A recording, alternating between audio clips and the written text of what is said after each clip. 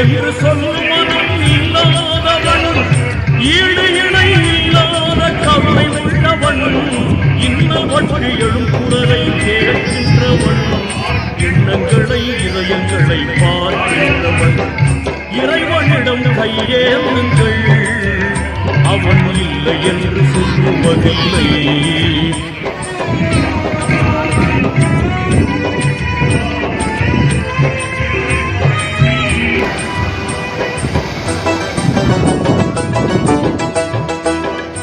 ஆசையுடன் கேட்பவர்க்கு அள்ளி தருபவன், அல்ல துன்பம் துயரங்களை கிள்ளி எறிபவன், பாசத்துடன் யாவரையும் பார்க்கின்றவன், பாவங்களை பார்வையினால் பாய்க்கின்றவன், அல்ல பழம் மாந்தர்களே அயராதீர்கள், அல்லா